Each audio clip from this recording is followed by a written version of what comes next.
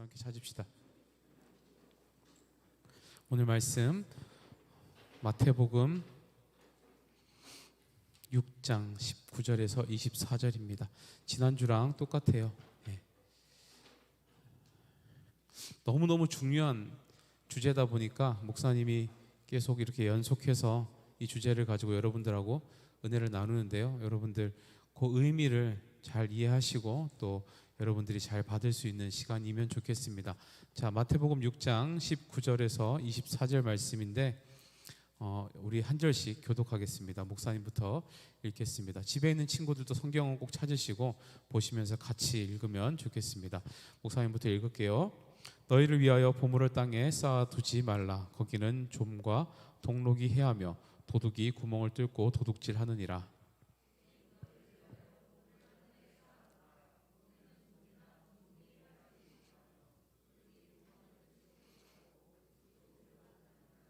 내 보물 있는 그곳에는 내 마음도 있느니라.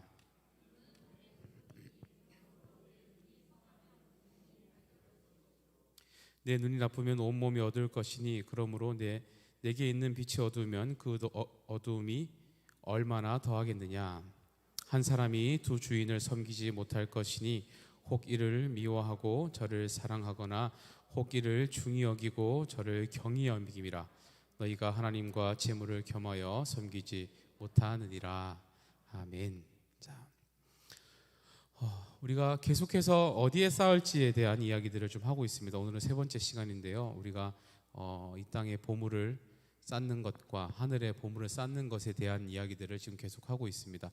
왜 목사님께서 이렇게 자꾸 보물 얘기, 돈 얘기 이런 걸 하시나 제가 그런 느낌을 받아요. 좀 불편하다. 왜냐하면 이 얘기들을 자꾸 듣다 보면 마음에 찔리는 상황들이 생길 수 있습니다. 오늘은 또 더 그와 같은 이야기들이 될 수도 있고요. 그럼에도 불구하고 우리가 그렇게만 해야 되는 이유가 있습니다. 왜냐하면 24절 말씀 다시 한번 볼까요? 한 사람이 두 주인을 섬기지 못할 것이니 혹 이를 미워하고 저를 사랑하거나 혹 이를 중히 여기고 저를 경히 여김이라. 너희가 하나님과 재물을 겸하여 섬기지 못하느니라. 여기서 발견하는 너무 중요한 진리가 있죠. 재물이 어디 위치까지 올라가 있어요? 지금 하나님의 위치까지 올라가 있어요. 여러분들 살면서 단 한 번도 재물이 하나님과 비슷하다고 생각해 본 적이 있습니까? 생각 안 하고 살아요. 우리는 하나님 자리에 재물이 있을 거라고 생각 안 하고 삽니다. 그런데 성경은 분명하게 그것을 지적하고 있어요. 하나님 있는 곳에 재물이 같이 있다고, 거의 비슷한 위치에 있다고. 그러니까 여러분들이 자칫 잘못하면 하나님이 아니라 그 자리에 재물을 넣거나 아니면 하나님과 똑같은 위치에 놓고 살아가는 일들이 일어날 수 있다는 겁니다. 제일 많이 넘어질 수 있고 제일 많이 시험 들 수 있고 제일 많이 헷갈릴 수 있고 제일 많이 모를 수 있는 영역이기 때문에 그래요. 그래서 목사님이 계속 이 부분을 여러분들에게 말씀을 드리는 겁니다. 자, 우리가 지지난주에 그렇게 배웠습니다. 땅에다 재물을 쌓는 것이 결국은 나를 위한 일이 되지 못한다고 배웠습니다. 그죠? 왜냐하면 땅에 쌓는 그 땅이라는 것이 어떤 곳이기 때문에 불안정한 곳이기 때문이라고 말씀을 드렸어요. 그래서 땅에다 숨겨놓으면 동록도 생기고 좀도 생기고 실제로 누가 훔쳐가기도 하고 가만히 뒀는데 못 쓰게 되는 상황도 생기고 또 우리가 살아가는 땅이 불안정하기 때문에 가치가 막 폭등했다가 폭락했다가 막 그런 일이 생긴다고 말씀을 드렸습니다. 그죠? 그리고 두 번째, 땅에다 보물을 쌓게 될 때 우리에게 나타나는 치명적인 단점이 있다 그랬었어요. 지난주에 어떤 거였는지 기억나는 친구? 어디에 문제가 생긴다 그랬죠? 손 한번 들고 얘기해 봅시다. 어디에 문제가 생긴다 그랬지? 나와. 이 친구는 박수 쳐야 돼. 나와 빨리. 이런 친구들은 상 줘야 돼.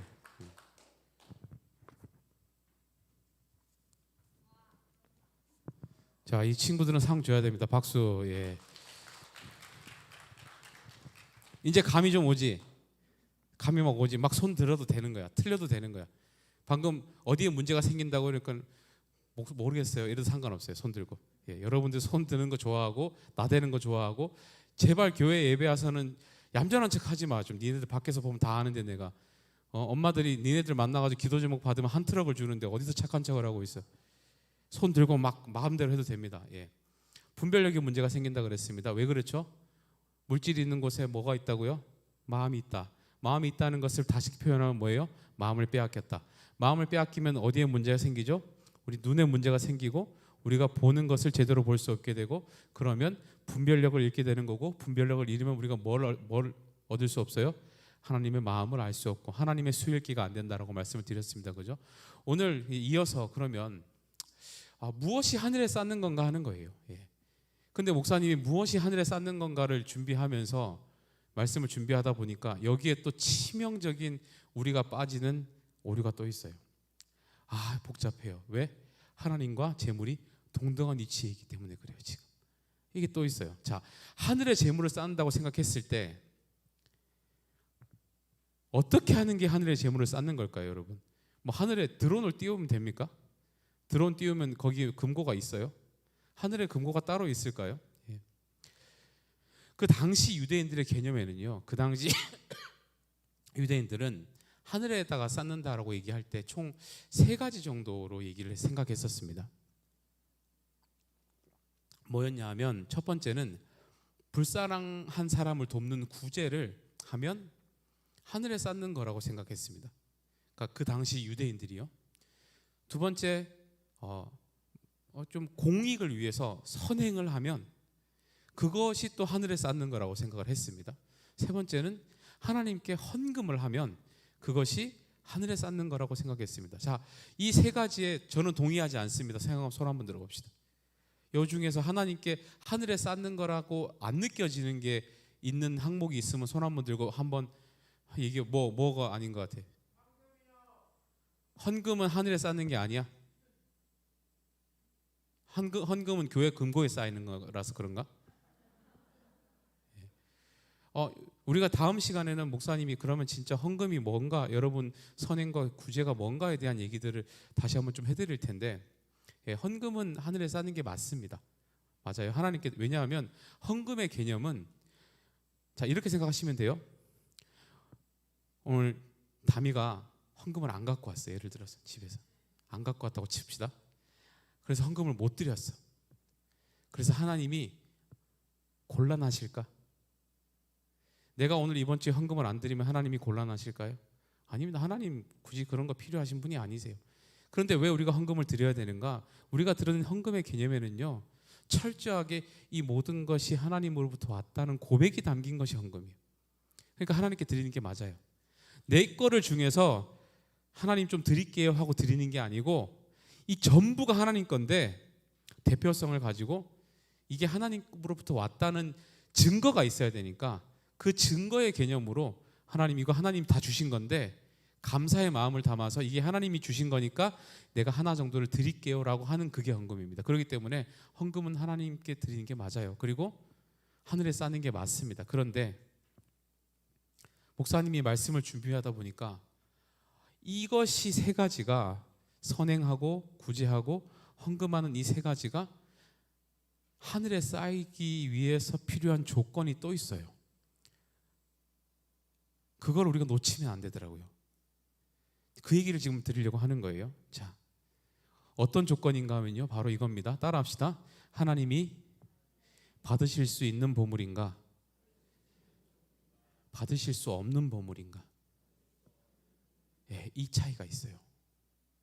하나님이 받으실 수 있는 보물인가, 아니면 하나님이 받을 수 없는 것인가? 다시 말해서 하늘에 쌓을 수 있는 보물인가, 아니면 하늘에 쌓을 수 없기 때문에 어쩔 수 없이 땅에 쌓아야 되는 보물인가의 차이가 있다는 거예요. 이게 성립되지 않으면 아무리 하나님께 드려도 하늘에 쌓을 수가 없어요. 하나님이 못 받는 게 있다라는 거죠. 하나님께 나는 쌓고 싶은데, 하늘에 쌓고 싶은데, 하늘에 쌓고 싶어서 드렸는데 하나님이 이건 안 돼 라고 하시는 것이 있을 수 있다라는 거예요. 그 얘기를 조금 하려고 하는 겁니다. 그래서 오늘 설교에 있어서 중요한 2가지 개념이 있습니다. 첫 번째 개념은 하늘에 쌓을 수 있는 돈이 있다는 거예요. 두 번째 개념은 하늘에 쌓을 수 없는 돈이 있다는 겁니다. 다시 말해, 이거는 땅에만 쌓이는 종류의 돈이 있다라는 거예요. 이 2가지 개념을 여러분들 마음속에 품고 오늘 말씀을 잘 따라오시면 좋겠습니다. 하늘에 쌓을 수 없는 돈이 있어요. 하나님이 받으실 수 없는 돈이 있어요. 무조건 구제하고 헌금하고 무조건 선행한다고 해서 다 쌓이는 게 아니에요. 헌금을 아무리 많이 해도, 구제를 아무리 많이 해도 하나님이 못 받으시는 것이 있더라는 거예요. 왜 그럴까요? 무슨 차이 때문에? 따라합시다. 벌 때, 따라합시다. 벌 때 잘못 벌어서. 잘못 번 돈은 하나님께 드릴 수가 없어요.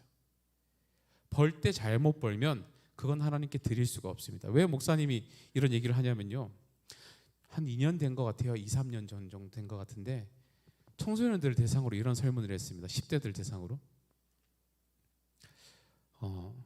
만약에 누군가 여러분에게 10억을 준다고 하면, 10억을 주고 감옥에 들어가라고 하면 갈 수 있습니까? 라는 질문이었어요. 10억이야 10억? 10억 얼마인 줄 알아? 10억이면 어느 정도인 줄 알아요? 지금부터 10,000원짜리를 세서 여러분들이 한 장, 둘 세면요, 한 몇 년 세야 10억 세요. 하나, 둘 이렇게 세면 그 정도 돈이에요. 그런데 그 10억을 그냥 누가 준대. 그리고 감옥에 가래. 그러니까 감옥에 들어갈 짓을 하는 거지, 그지? 그 감옥에 들어갈 짓을 하면 너한테 10억을 준다라고 얘기하는 거예요. 그랬을 때 저는 감옥에 가겠습니다라고 대답한 비율이 몇 퍼센트일까? 47%였어요. 47%가 고등학생이요. 47%가 10억을 주면 감옥에 갈 수 있다고 대답을 했어요. 그러니까 감옥에 갈 짓을 해도 10억 정도 받으면 괜찮다고 생각을 한 겁니다. 자, 그러면 질문. 내가 감옥에 가면서 10억을 받았어. 이걸 나한테 갖고 와서 목사님, 제가 감옥에 가는데요, 10억을 받았거든요.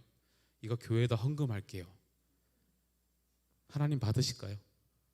하나님 받으실까요? 그렇게 하면 안 되는 거잖아요. 그죠? 그거에 관련된 이야기예요, 지금. 10억이 중요한 게 아니에요. 그 10억이 어떻게 생겼는지가 중요한 거죠. 감옥에 갈 짓을 하면서까지 버는 10억이 우리 인생에 무슨 의미가 있을까요? 그리고 우리 인생에 그 의미도 없는 그 돈을 하나님께 드리면 하나님께는 무슨 의미가 있을까요? 고민하셔야 돼요. 고민하셔야 돼요.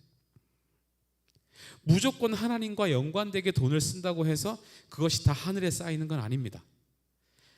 무조건 내가 헌금을 많이 한다고 해서 그것이 하늘에 쌓이는 게 아니에요. 내가 선행을 많이 한다고 해서 하늘에 쌓이는 게 아니에요. 정당하게 벌지 못한 돈은 하늘에 쌓일 수가 없습니다. 정당하게 벌지 못한 돈은 아무리 구제해도 헌금해도 땅에 쌓일 수밖에 없습니다. 그리고 중요한 것은요, 여러분, 땅에 쌓아놓은 것은 결국은 그것이 나에게 화가 됩니다. 땅에 쌓아놓은 그것은 결국은 나에게 축복이 되지 못합니다. 땅에 쌓아놓은 그것은 결국 나를 공격합니다.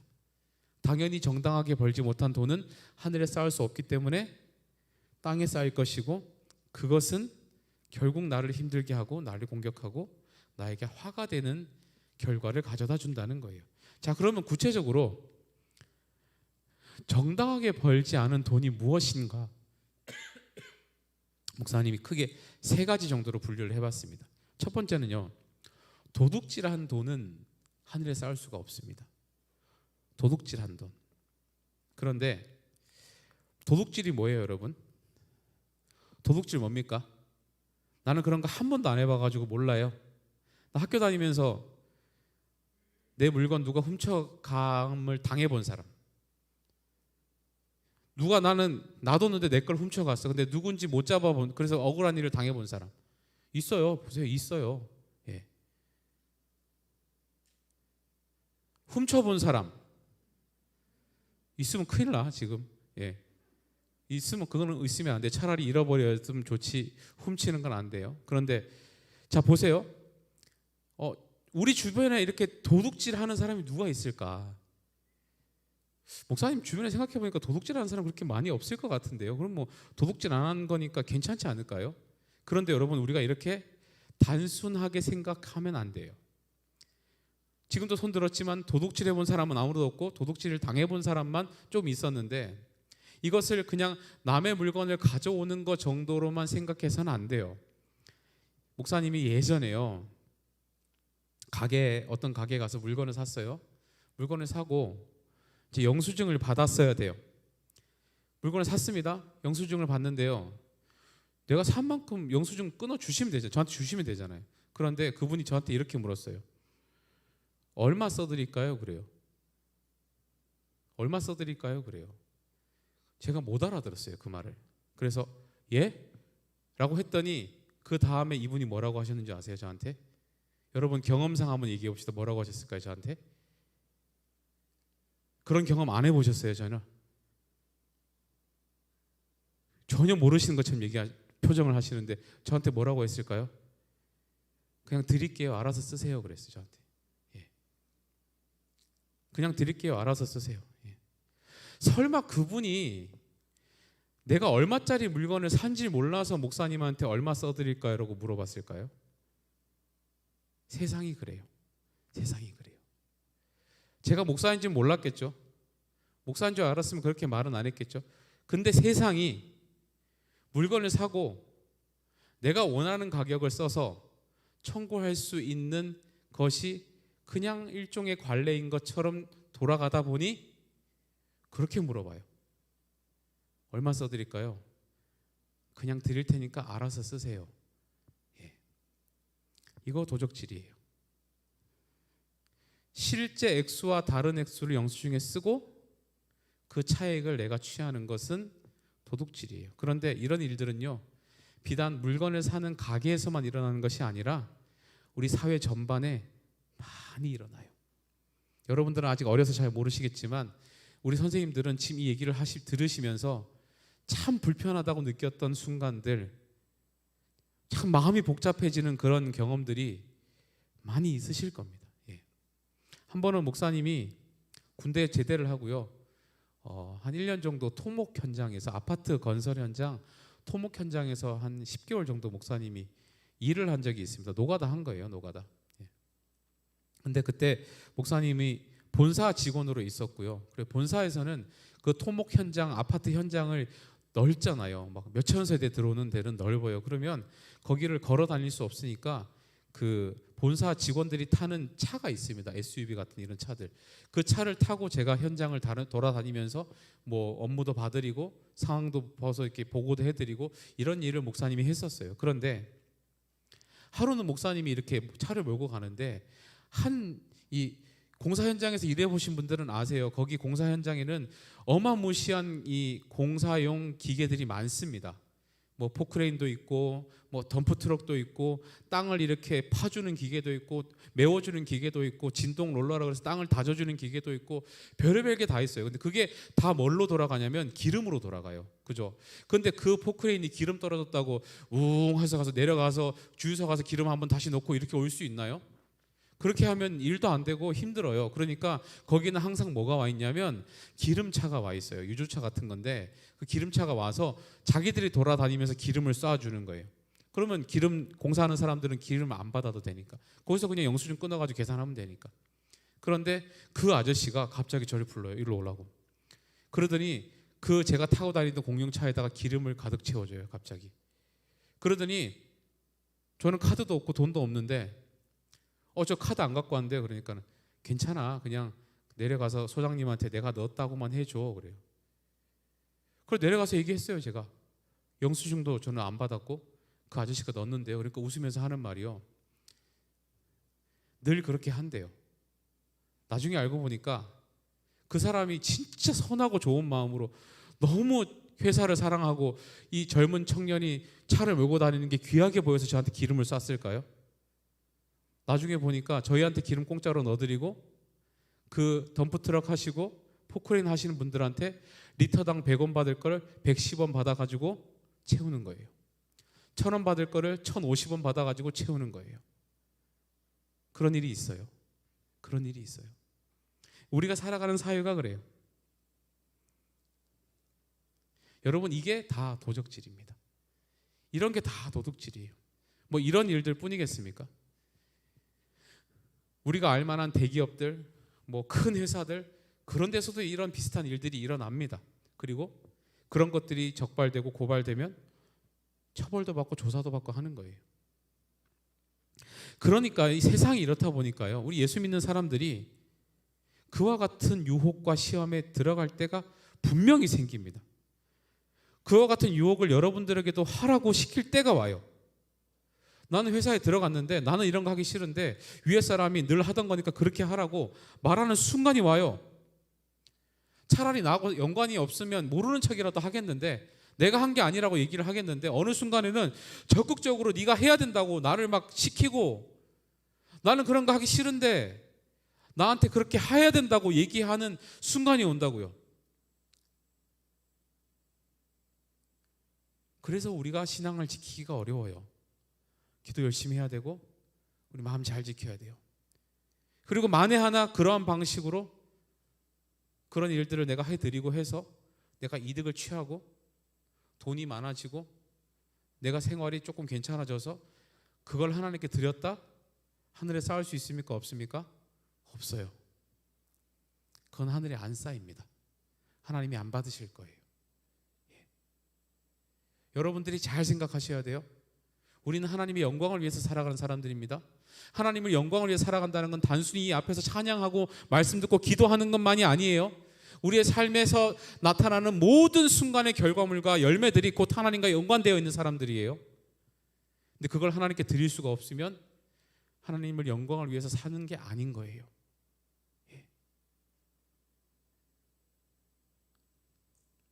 아무리 선행을 해도, 아무리 구제를 많이 해도 그러한 방식으로 나에게 들어온 보물들은 하나님께 드릴 수가 없습니다. 두 번째 또 있어요. 두 번째 하나님께 하늘에 쌓을 수 없는 것 뭐냐? 정당하지 못한 직업을 통해서 번 돈도 하나님께 쌓을 수가 없습니다. 자, 만약에 우리 중에 도박장을 운영해서 돈을 벌어서 부자가 되면, 그래서 헌금을 많이 하면 하나님이 받으실까요? 하나님이 받으실까요? 나는 도박 안 했어요. 저는 장소만 제공했을 뿐이지 저는 도박 안 했어요. 저는 일절 도박도 안 했고, 이 사람들은 제가 장소를 대여한 거에 대한 수고비만 저한테 줬을 뿐이지 저는 안 했습니다. 저는 도박도 안 했고요. 저는 나쁜 짓 안 했어요. 그냥 장소 일종의 렌트 사업만 한 거예요 라고 얘기하면 하나님이 이해하실까요? 이와 같은 정당하지 못한 방식으로 정당하지 못한 직업을 통해서 버는 것도 하늘에 쌓을 수가 없어요. 불법 대부업체, 고리대금업자, 이런 것들 다 하나님이 기뻐하시지 않는 직업들이겠죠. 예전에 오래됐어요. 한 친구랑 대화를 하다가 그 집이 제가 봐도 어려워요. 보니까 그 집이 되게 어려웠어요. 그래서 저도 신경 쓰고 어떻게든 좀 도와주려고 하고, 학원 같은 거 당연히 안 다니고요. 보니까 한 집에 한 방에서 형제 3명씩 자고 약간 그런 집이었어요. 그래서 어떻게 얘기를 하다가 그 친구 아버지에 대한 얘기가 나왔는데, 아버지가 직업이 딱히 없으시더라고요.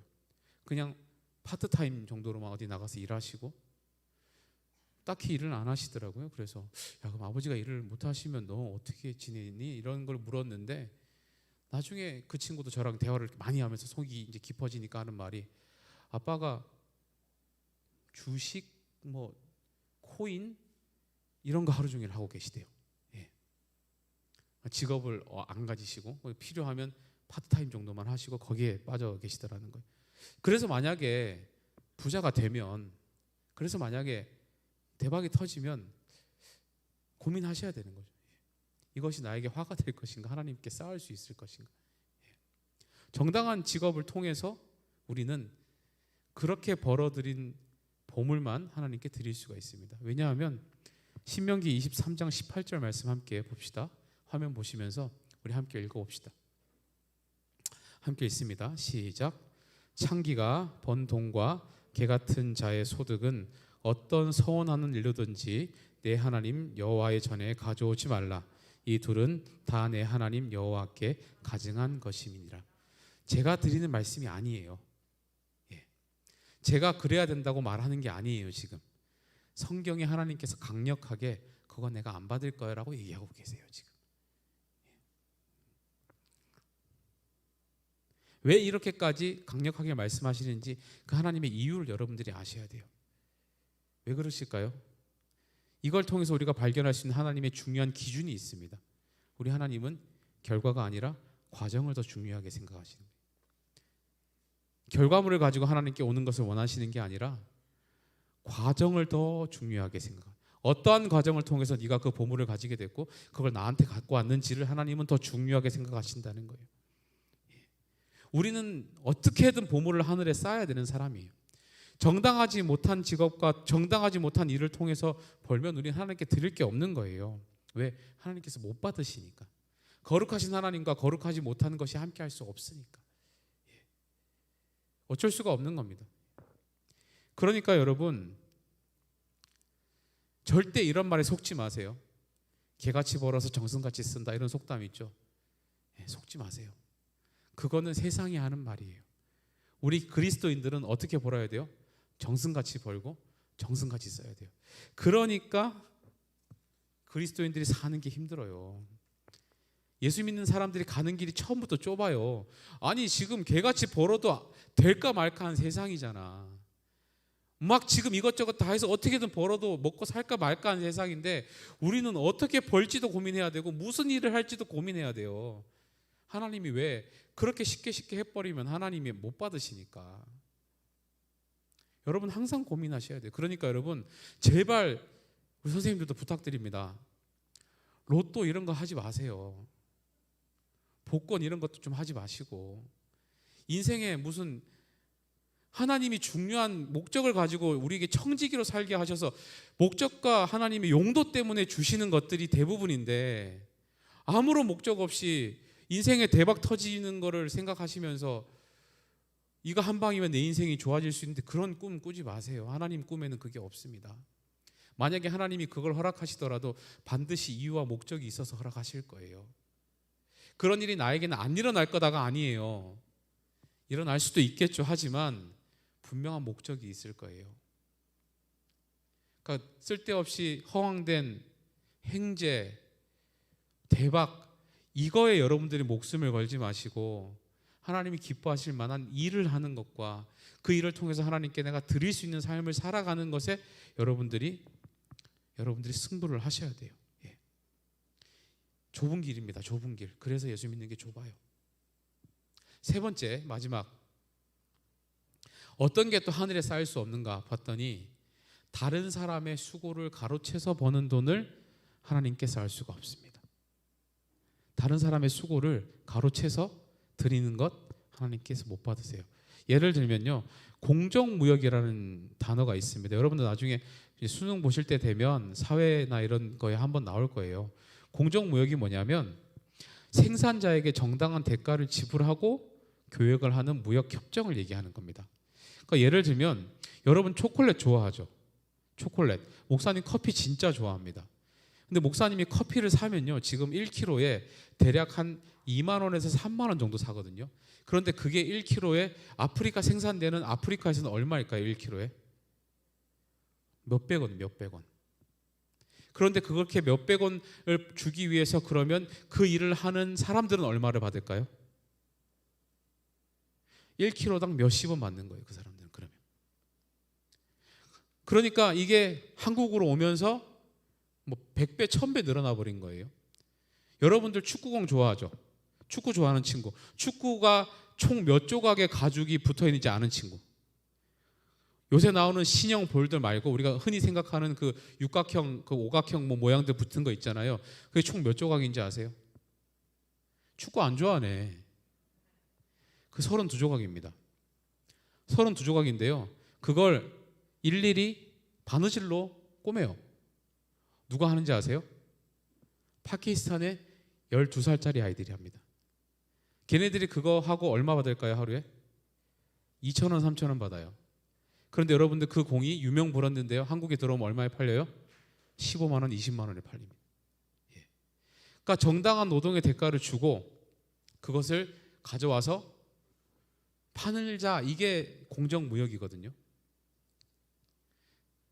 예전에 뉴스에도 한번 크게 나왔는데 우리나라에 염전노예라는 말이 있었습니다.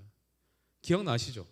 약간 지적으로 떨어지시는 분들 잘 꼬셔가지고 속여가지고 섬에 데리고 들어가서 월급 안 주고 계속 염전 일만 시키고.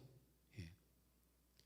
자, 그렇게 해서 내가 만약에 부자가 됐으면요, 내가 몇천 원짜리 몇백 원짜리 커피를 사와서 볶아서 2만 원에 팔고, 몇천 원 돈 주고 축구공 만들어 와서 수십만 원에 팔고, 내가 이 사람 노동의 대가를 줘야 되는데 주지 않고 소금 팔아가지고 내가 부자가 된 그 돈으로 하나님께 드리면 하나님이 받으실까요? 예, 고민하셔야 돼요. 그래서 고민하셔야 돼요. 그렇게 번 것도 하늘에서 할 수가 없습니다. 왜냐하면요, 하나님이 다 아시니까. 그 수고의 대가는 내가 수고한 게 아니고 그 사람들이 수고한 거라는 걸 하나님이 아실 거 아니에요. 그래서 나의 수고로 받지 않으세요. 그러면 하늘에 쌓이지가 않아요. 그럼 어떤 일이 생길까요? 분명히 계산교회에 내가 헌금을 하면, 우리 계산교회는 여러분들 조금 헌금하는 것도 모든 장부에 다 기록을 합니다. 그러면 내가 이 교회를 다니면서 평생 헌금한 게 다 기록이 돼 있을 거예요. 하나님 앞에 갔는데 하나님도 모든 장부에 우리가 헌금한 게 다 기록이 돼 있을 겁니다. 딱 2개 대조하면 다를걸요, 아마. 그러면 나는 분명히 요만큼 계산교회에서 이만큼 드렸는데 하나님께 기록된 건 요만큼밖에 없을 수 있어요. 하나님이 다 아시니까, 이게 네 수고였는지 아니었는지 다 아시니까.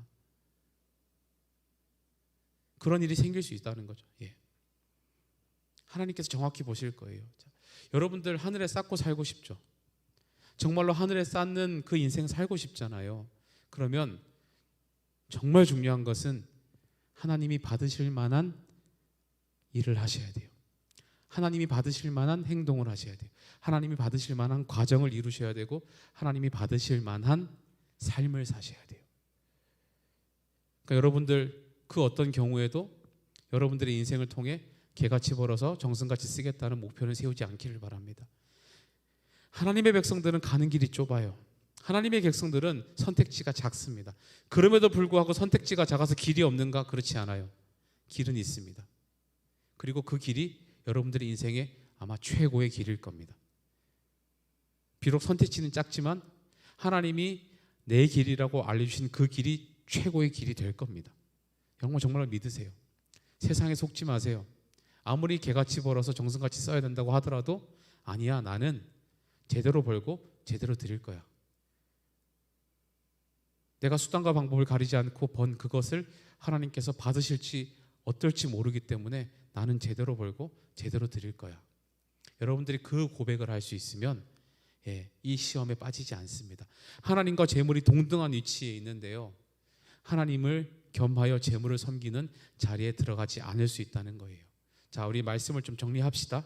우리 지난 3주간의 말씀들을 하나씩 다시 정리해 봅시다. 우리가 이 땅에 쌓는 것이 결국 누구를 위한 것이 되지 못한다고요?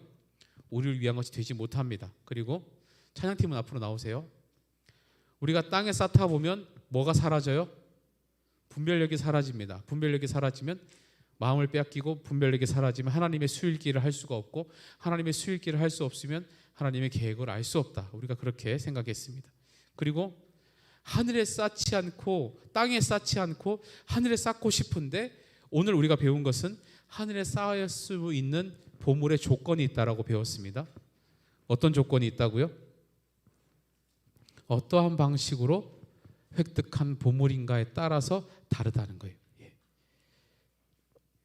우리는 그것도 고민하고 살아야 돼요. 무조건 아무렇게나 드리면 그것이 하늘에 쌓이는 게 아닙니다. 아무리 헌금을 많이 해도, 아무리 구제를 많이 해도, 아무리 선행을 많이 해도 하늘에 쌓이는 종류의 보물이 있고 하늘에 안 쌓이는 보물이 있습니다. 여러분, 우리 그걸 늘 생각해야 돼요. 여러분들이 인생의 성공만을 위해서 살아가는 것이 중요한 게 아닌 이유가 바로 이것입니다. 하나님, 내가 인생 성공한 다음에 하나님께 드리면 되잖아요. 내가 잘 된 다음에 더 열심히 봉사하면 되잖아요. 하나님, 내가 먼저 내 인생에 대한 어떤 성공을 이룬 다음에 그 다음에 하나님을 위해서 살아도 충분하지 않을까요? 라고 우리 그렇게 자꾸 속잖아요. 그런데 보물의 문제만은 아닐 수 있습니다. 내 인생도 그렇게 보실 수도 있다고요. 내가 하나님께 드리겠다는 그 순간의 내 모습이 하나님께서 받으실 만한 모습인가 그렇지 않은가를 하나님께서 보실 수도 있습니다. 여러분들이 수단과 방법을 가리지 않고 최선을 다해서 모아서 이거 하나님께 드릴게요 라고 하는 게 하나님 보실 때 감옥 갈 짓 하고 10억 벌어서 교회에다가 갖다 주겠다고 하는 것과 똑같아 보일 수도 있다고요. 우리는 그것도 고민하셔야 돼요. 글 기도하셔야 돼요. 내가 바라는 꿈, 직업, 비전, 미래, 그 모든 것들이 결국은 하나님께 드릴 수 있는 인생이 되게 하는 길인가, 그렇지 않은가를 여러분 지금부터 고민하셔야 돼요. 나중에 깨닫고 나면 늦을 수도 있습니다. 드리고 싶은데 드릴 게 너무 없을 수도 있어요. 내 인생에 땅에 쌓인 건 이만큼이나 있는데 정작 그 중에서 하나님께 드릴 게 없을 수 있다고요. 잘 살아야 돼요. 그래서 우리가 잘 살아야 돼요. 매 순간. 우리 시간 함께 찬양할 텐데요, 여러분들의 이 고민과 오늘의 이 찔림과 하나님이 마음에 주신 불편함들이 오늘 이 찬양을 통해서 좀 고백되면 좋겠습니다. 하나님, 나에게 필요한 것은 이거군요. 진실하게 신실하게 사는 거군요. 하나님, 내가 신실하게 진실하게 살기를 원합니다. 그래야만 내가 하나님께 내 삶의 요만큼이라도 드리고 살 수 있다는 것을 하나님, 내가 정말로 잊지 않고 살기를 원합니다. 우리 시간 함께 고백하시면서 이 시간 함께 진실하게 신실하게 찬양하시고 우리 하나님께 정말 우리의 삶을 드릴 수 있도록 함께 고백하면 좋겠습니다. 찬양합시다. 신실하게 진실하게. 진실하게 진실하게 거룩하게 살게 하소서. 거룩하게 살게 하소서. 신실하게 진실하게 진실하게 진실하게 거룩하게 살게 하소서. 거룩하게. 우리 시간 기도하는 마음으로 찬양합시다. 두 손 모으고 우리 다시 한번 고백합시다. 신실하게 진실하게 진실하게 진실하게 거룩하게 거룩하게 살게 하소서. 진실하게 진실하게 진실하게 진실하게 진실하게 거룩하게 살게 하소서. 거룩하게 살게 하소서. 우리 고백합니다. 하나님, 나의 마음 만져주시옵소서.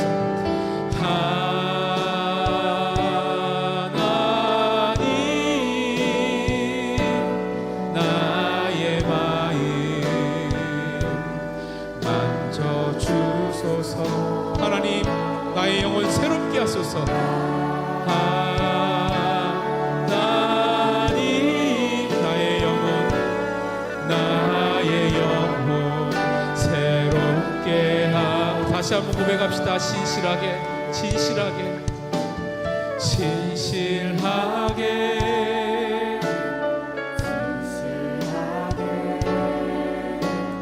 거룩하게 살게 하소서. 진실하게 진실하게 진실하게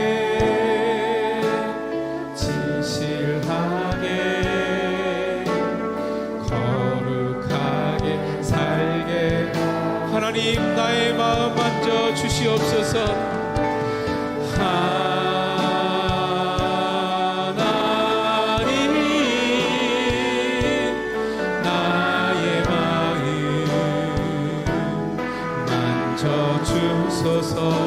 하나님, 나의 영혼 새롭게 하소서. 하나님, 나의 영혼 새롭게 하나님, 나의 기도 들어주시옵소서.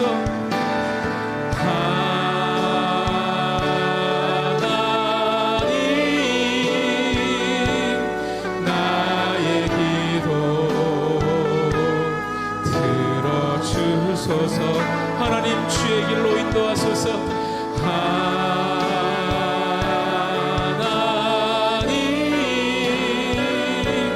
주의 길로 인도하.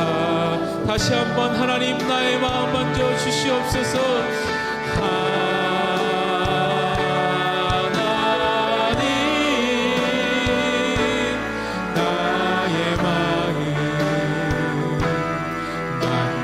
주소서.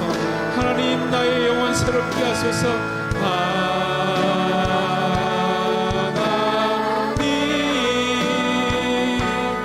나의 영혼 새로. 우리 마지막으로 고백합니다. 하나님, 나의 기도 들어주시옵소서. 하나님,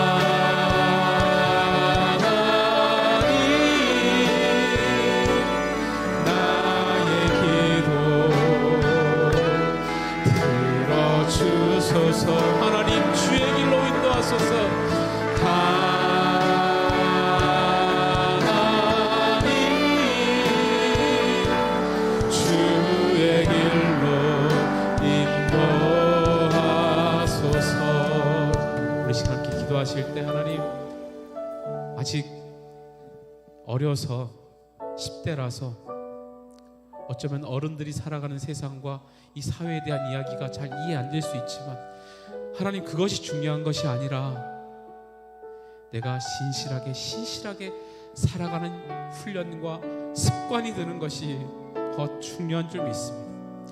하나님, 아닌 것을 아는 것보다 내가 무엇을 해야 되는지를 아는 것이 더 중요한 줄 믿습니다.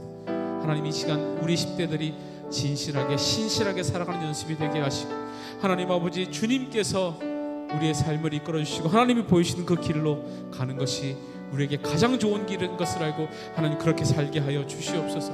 하나님 아버지, 하나님께 드릴 수 있는 삶을 살아갈 수 있게 도와주시고, 하나님께서 받으실 만한 결과물들, 하나님께서 연락하실 만한 열매들을 하나님 우리가 맺고 살아가는 거룩한 인생 되게 하여 주시옵소서. 이 시간에 그 주님 이름 부르고 통성으로 기도합시다. 기도합니다. 주여,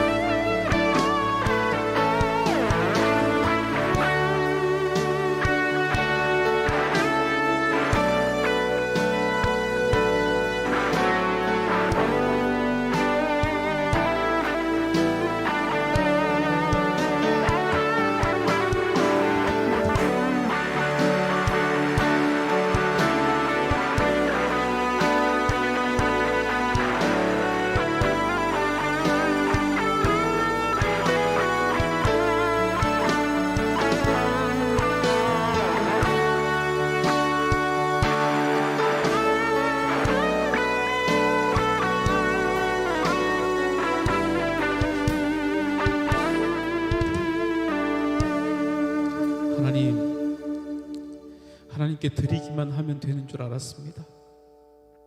그냥 하나님께 드리면 하나님 기뻐하실 줄 알았습니다. 어떠한 과정으로 하나님께 드릴 수 있게 되었는지는 고민하지 않았고, 그것이 하나님께서 어떻게 생각하시고 평가하실지도 생각해 보지 못했습니다. 하나님, 진실하고 신실하게 살아가는 그 과정을 하나님께서는 더 중요하게 생각하시는데, 세상이 결과만 좋으면 된다는 말에 속아서 하나님, 나도 그렇게 살았습니다. 우리 10대들, 하나님 지금부터 신실하고 진실하게 이 세상을 살아가는, 그렇게 승부를 볼 수 있는 아이들이 다 될 수 있도록 주님 도와주시옵소서. 하나님, 내가 앞으로 꿔야 되는 꿈과 비전과 미래와 그 모든 계획들이 하나님이 받으실 만한 인생이 되어야 한다는 그 꿈을 하나님 꿀 수 있게 도와주시옵소서. 우리 선생님들 많이 힘들고 어렵겠지만 반드시 그와 같은 유혹과 시험의 과정 속에 하나님 반드시 마주할 때에 하나님의 백성들은 하나님께 드릴 수 있는 인생이 되어야 한다는 것을 잊지 않고 하늘의 보물을 쌓는 지혜가 우리 선생님들에게 있게 도와주시옵소서. 하나님이 기뻐하실 만한 인생 모두가 살아갈 수 있도록 주님 도와주시옵소서. 하나님, 그럼